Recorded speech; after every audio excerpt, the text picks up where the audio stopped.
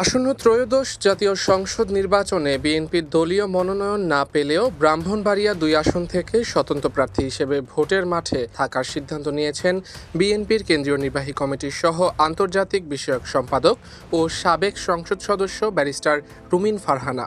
তবে দল থেকে পদত্যাগ করবেন কিনা সে বিষয়ে এখনও চূড়ান্ত সিদ্ধান্ত নেননি তিনি।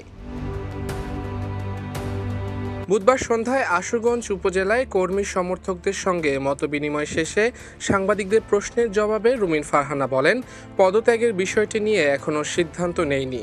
নেতাকর্মীদের সঙ্গে কথা বলবো, তারা চাইলে সেই অনুযায়ী সিদ্ধান্ত নেব, তবে নির্বাচন আমি করব। তিনি জানান, বিএনপি জোটগত সমঝোতার অংশ হিসেবে ব্রাহ্মণবাড়িয়া ২ আসনটি শরিক দল জমিয়তে উলামায়ে ইসলাম বাংলাদেশকে ছেড়ে দেওয়ায় তিনি দলীয় মনোনয়ন পাননি। দলীয় সিদ্ধান্তের প্রতি সম্মান রেখেই তিনি স্বতন্ত্র প্রার্থী হিসেবে প্রতিদ্বন্দ্বিতায় নামছেন বলে জানান। এদিকে বুধবার দুপুরে রুমিন ফারহানার পক্ষে স্বতন্ত্র প্রার্থী হিসেবে মনোনয়নপত্র সংগ্রহ করেন সরাইল উপজেলা যুবদলের সাবেক সাংগঠনিক সম্পাদক আলী হোসেন।